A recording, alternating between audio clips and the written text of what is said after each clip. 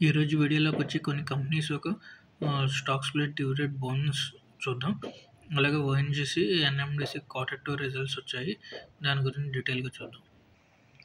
Gujarat Pipavav port అన్నది current market price చూసుకుంటే 178 దగ్గర క్లోజ్ అయిందనమాట. -4 పాయింట్స్లో లాస్తో. అలాగే కంపెనీ వచ్చి డివిడెంట్ అనౌన్స్ చేశారు. ₹4 డివిడెంట్ అనమాట. ఎక్స్ డేట్ వచ్చి 19th November. Isolation energy limited అన్న కంపెనీ అనమాట. ఇది 4294 పాయింట్స్ దగ్గర క్లోజ్ అయింది. పాజిటివ్లో 0.18% పాజిటివ్లో క్లోజ్ అయింది అనమాట. కంపెనీ వచ్చి స్టాక్ స్ప్లిట్ అనౌన్స్ చేశారు 1:10. ఎక్స్ డేట్ చూసుకుంటే అప్కమింగ్ అనమాట. నెక్స్ట్ కంపెనీ వచ్చి ఏకే క్యాపిటల్ సర్వీస్ లిమిటెడ్ అనమాట. కరెంట్ మార్కెట్ ప్రైస్ చూసుకుంటే 1163 దగ్గర క్లోజ్ అయింది అనమాట. -21 పాయింట్స్ మైనస్లో క్లోజ్ అయింది. అలాగే కంపెనీ అనౌన్స్ చేశారు డివిడెంట్ ₹12 అనమాట. ఎక్స్ డేట్ వచ్చి 20th నవంబర్. అంటే 20 నవంబర్ లోపల మనం ఈ షేర్స్ బై చేసి హోల్డ్ చేస్తే మనం దీనికి ఎలిజిబుల్ అవుతాం అనమాట. Next info edge India company అనమాట. ఈ కంపెనీ వచ్చి డివిడెంట్ అనౌన్స్ చేశారు ₹12. ఎక్స్ డేట్ వచ్చి 20 నవంబర్. మన ఎన్ని షేర్స్ అయితే హోల్డ్ చేస్తామో అన్ని షేర్స్కి ₹12 చెప్పిన మనకి అకౌంట్లో క్రెడిట్ అవుతూ ఉంటుంది అనమాట. కరెంట్ మార్కెట్ ప్రైస్ చూసుకుంటే 7,813 దగ్గర క్లోజ్ అయింది. -137 పాయింట్స్తో ఈరోజు లాస్లో క్లోజ్ అయింది అనమాట. -1%. నెక్స్ట్ కంపెనీ వచ్చి జీ షిప్పింగ్ అనమాట. ఈ కంపెనీ వచ్చి డివిడెంట్ అనౌన్స్ చేశారు ₹7.20 అనమాట. ఎక్స్ డేట్ వచ్చి 20 నవంబర్. 20 నవంబర్ లోపల మనం ఈ షేర్స్ బై చేసి హోల్డ్ చేస్తే మనం దీనికి ఎలిజిబుల్ అవుతాం. అలాగే ఎన్ని షేర్స్ అయితే మనకు అకౌంట్లో ఉంటాయో అన్ని షేర్స్కి మనకు ₹7.20 చెప్పిన అకౌంట్లో క్రెడిట్ అవుతూ ఉంటుంది బ్యాంక్ అకౌంట్లో. కరెంట్ మార్కెట్ ప్రైస్ చూసుకుంటే 1180 దగ్గర క్లోజ్ అయింది. నెక్స్ట్ కంపెనీ వచ్చి కొచ్చిన్ షిప్ యార్డ్ అనమాట. కరెంట్ మార్కెట్ ప్రైస్ చూసుకుంటే 1399 దగ్గర క్లోజ్ అయింది. -48 పాయింట్స్తో 3% ఓవరాల్గా ఫాల్ అయింది ఈరోజు. అలాగే కంపెనీ అనౌన్స్ చేసే డివిడెంట్ ₹4 అనమాట. ఎక్స్ డేట్ వచ్చి 20 నవంబర్.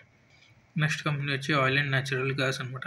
ఈ కంపెనీ వచ్చి 255.90 పాయింట్స్ దగ్గర క్లోజ్ అయింది. ఈ కంపెనీ వచ్చి క్వార్టర్ టూ రిజల్ట్స్ అనౌన్స్ చేశారు. డివిడెంట్ కూడా ₹6 అనౌన్స్ చేశారు అనమాట.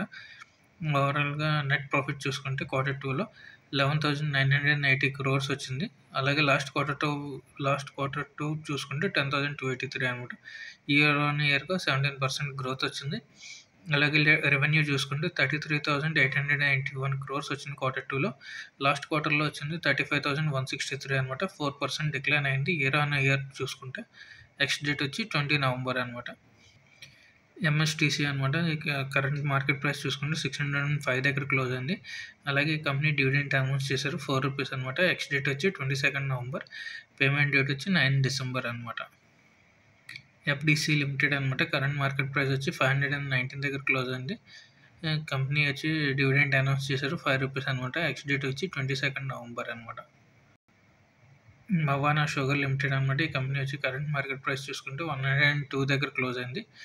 నెగిటివ్లో 3% ఫాల్ వచ్చింది ఈరోజు. కంపెనీ వచ్చి అనౌన్స్ చేశారు డివిడెంట్ ₹3 అనమాట. ఎక్స్ డేట్ వచ్చి 23 నవంబర్. పిఎఫ్సి అనమాట. ఇది కరెంట్ మార్కెట్ ప్రైస్ చూసుకుంటే 480 దగ్గర క్లోజ్ అయింది. కంపెనీ వచ్చి డివిడెంట్ అనౌన్స్ చేశారు ₹3.50 అనమాట. ఎక్స్ డేట్ వచ్చి 25th నవంబర్. 25th నవంబర్లో మనం ఈ షేర్స్ అన్ని బై చేసి హోల్డ్ చేసుకుంటే మనం దీనికి ఎలిజిబుల్ అవుతాం అనమాట. నెక్స్ట్ ఎన్ఎండిసి కంపెనీ అనమాట. ఈరోజు మార్కెట్లో క్లోజ్ అయ్యేటప్పటికి 244 దగ్గర క్లోజ్ అయింది. -8 పాయింట్స్ ఫాల్ వచ్చింది అనమాట.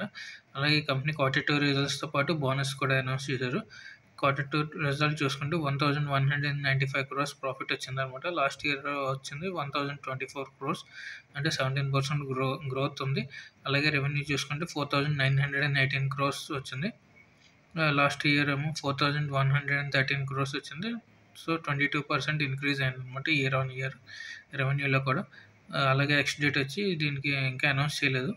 మనం ఒక షేర్ అన్న ఈ కంపెనీ ఉంటే మనకి 2 అడిషనల్ షేర్స్ కింద వస్తాయి. టోటల్గా మనకి 3 షేర్స్ ఉంటాయి అన్నమాట ఈ కంపెనీకి. తర్వాత వచ్చిన కంపెనీ ఎన్హెచ్పిసి అనమాట.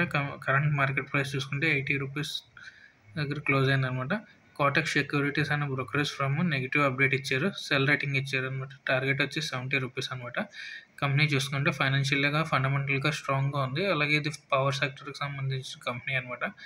ఓవరాల్గా షార్ట్ టర్మ్లో ఎవరైతే బై చేయాలనుకుంటున్నారో వాళ్ళకి అడ్వైస్ కాదనమాట. ఫ్రెష్గా ఎంట్రీ తీసుకోవాలంటే ₹70 కంటే కిందకు వచ్చినప్పుడు మనం బై చేస్తే అది బై చేసిన తర్వాత కూడా షార్ట్ టర్మ్ గురించి కాకుండా లాంగ్ టర్మ్గా 1 year 1.5 year వరకు హోల్డ్ చేసే వాళ్ళు అయితే బై చేస్తే మంచిదన్నమాట. లేదంటే అవాయిడ్ చేయడం మంచిది.